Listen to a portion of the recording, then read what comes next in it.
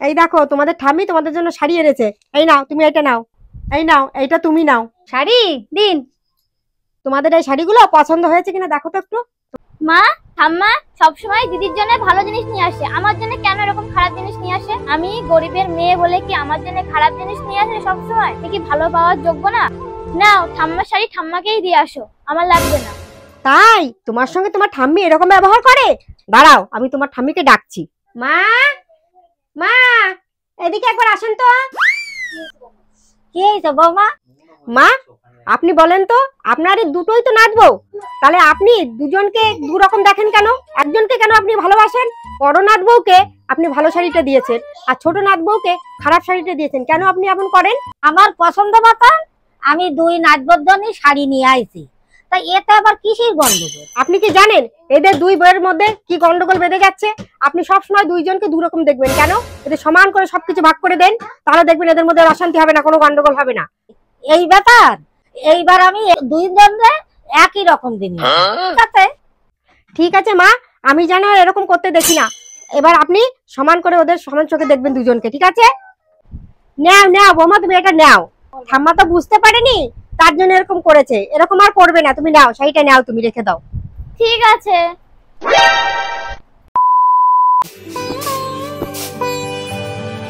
ও বৌমা, ওখানে মন খারাপ করে বসে আছো কেন? এখানে এসো, আমার কাছে এসো। এখানে এসে বসো আমার কাছে। আসো। ঠিক আছে, আসছি। বুঝতেই পারছি তোমার বাবার বাড়ির জন্য একটু মন খারাপ লাগছে, কারণ এখন তো কেউ নেই, সবাই তো চলে গেছে, বাড়িও ফাঁকা হয়ে গেছে। মন খারাপ করে বসে থাকো না, আমি এই যে কাজ করছি, তুমি বসে বসে আমার কাছে সব কাজ দেখো, দেখে দেখে সে ভালো দেখে আমার কাছে কাছে থাকো, তাহলে দেখে তোমার মনটা ভালো লাগবে। একা একা বসে থাকলে মনটা ভালো লাগবে না। ঠিক আছে মা। এ কি বৌমা, তুমি উঠোন ঝাড় দিচ্ছ কেন? রাখো রাখো রাখো, তুমি রাখো। ওঠো ওঠো, ঘরে এসো ঘরে এসো। এখন তোমার ঝাড় দিতে হবে না, এরপরে তুমি ঝাড় দিতে পারবে। মা, একটু ঝাড় দেই না? এরপরে তোমার কত ঝাড় দিতে হবে না, কদিন একটু রেস্টে থাকো, পরে তুমি সব করতে পারবে। ওঠো ওঠো ওঠো, চলো চলো ঘরে চলো। বাহ, আমার বৌমা তো খুব ভালো, তাড়াতাড়ি তো সবকিছু শিখে গেছো। আজকে বৃহস্পতিবার, এই তো এরকম থালা বাসন প্রদীপ এগুলো সব নিয়ে আসতে, ঘট এগুলো সব নিয়ে আসতে, সব এনে মাজতে হয়, বুঝেছো? সাবান দিয়ে মাজছে তো, সাবানের সঙ্গে একটু বালি দিয়ে মাজে, দেখবা পিতলের ঘরটা সব কিছু চকচক চকচক করবে, তোমার মাজতেও কষ্ট কম হবে। ঠিক আছে। ঠিক আছে, তুমি করো।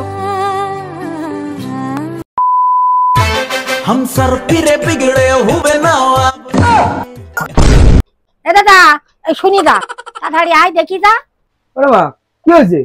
দেখ তো তোর বউ কি জামা কাপড় পরি বেড়াচ্ছে, দেখা যায় এ শাড়ি টাড়ি পরি থাকবে, বেশ ভালো লাগবে, তা নাও কি ড্রেস পরিছে তোর বউ, তাই দেখ তোর বউ এই পরি রয়েছে, আর আমাদের সময় এতখানি ঘুমটা দিত। হ্যাঁ, ও তো জামাই পরে আছে। হ্যাঁ, আমিও তো দেখতে পাচ্ছি। এ কি জামা এ? ঘরের বউ সবসময় যদি শাড়ি পরে তা ভালো লাগে। বাবু, ঠাম্মা যা বলছে না ঠিকই বলছে, বুঝলে? তুমি শাড়ি পরো, হ্যাঁ, এমনিও কিন্তু তোমাকে শাড়ি পরলে খুব ভালোই লাগে। ঠিক আছে।